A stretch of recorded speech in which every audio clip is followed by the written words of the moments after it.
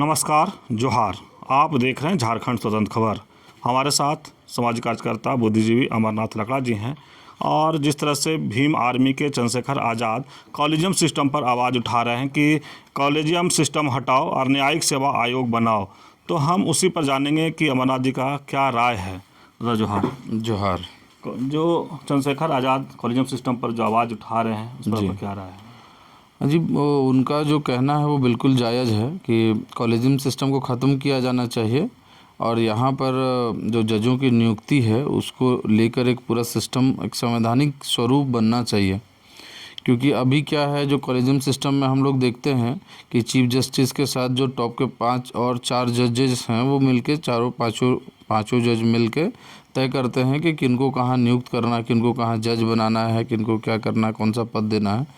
तो वो न्याय संगत नहीं लगता, क्योंकि आज के समय में न्यायमूर्ति भी पाक साफ हैं या होंगे ऐसा कहना उतना मतलब 100% कॉन्फिडेंस नहीं है लोगों में। अभी आप देखेंगे दिल्ली में एक जज साहब के घर पे होली के दिन में आग लग गई थी, जिस पे जब वहाँ पे अग्निशामक बुलाया गया, आग बुझाया गया, तो पाया गया कि वहाँ पे तकरीबन 25 करोड़ रुपया मैंने रखा हुआ था उनके घर में। तो वो पैसा कहाँ से आया? तो कहीं ना कहीं जो हमारे न्यायमूर्ति है, जो हमारी न्यायिक व्यवस्था है, उस पे बैठे जो सुप्रीम पद के लोग हैं, उनके ऊपर उंगली उठती है, उनके ईमानदारी के ऊपर उंगली उठती है। और ऐसे में अगर वो ईमानदार नहीं है तब ये बहुत घातक है कॉलेजियम सिस्टम, क्योंकि वो अपने तरीके के लोगों को अपने पद में रखेंगे और न्याय के लिए मतलब सौदेबाजी यहाँ पे होने की संभावना बहुत बढ़ जाती है। तो जो चंद्रशेखर जी का मांग है, मैं उसका समर्थन करता हूं और कॉलेजियम सिस्टम हटना चाहिए। अगर कॉलेजियम सिस्टम है तो किसको नुकसान हो रहा है? कॉलेजियम सिस्टम से सबसे ज़्यादा नुकसान, मतलब नुकसान क्या बोले, इसमें एक तरह से आप समझ लीजिए एक सील्ड बना लिया है लोगों ने, एक सुरक्षा कवच टाइप का बना लिया है। जो लोग वहाँ घुसे हुए हैं वो लोग एक सुरक्षा कवच बना लिए हैं कि दूसरे लोगों को घुसने नहीं देंगे। मतलब अगर मैं घुस गया हूँ तो मैं अपने भाई भतीजा चाचा मामा अपने रिलेशन या अपने तरीके के लोगों को ही वहाँ घुसा रहा हूँ। दूसरे मान लीजिए कोई क्वालिफाइड इंसान है भी तो मैं उसको नहीं घुसने दे रहा हूँ वहाँ पे।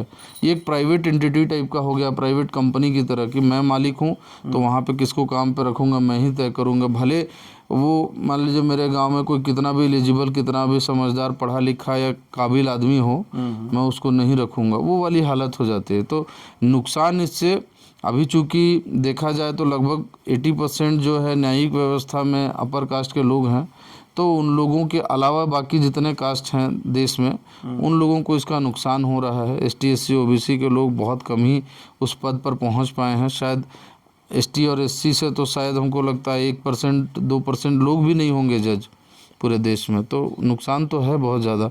यहाँ पे जो बराबर प्रतिनिधित्व मिलना चाहिए था वो नहीं मिल पा रहा है।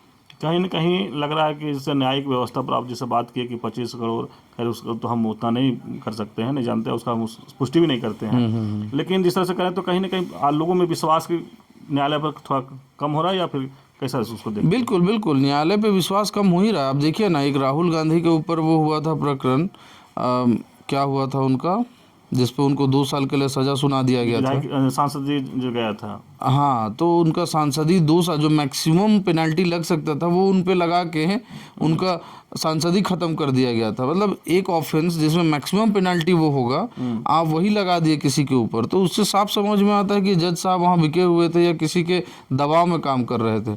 तो जब दबाव में या किसी लालच से अगर जज और न्यायमूर्ति काम करने लगे इस देश में, तो न्याय कहाँ से मिल पाएगा लोगों को? न्याय के लिए तो ज़रूरी है ईमानदारी होना।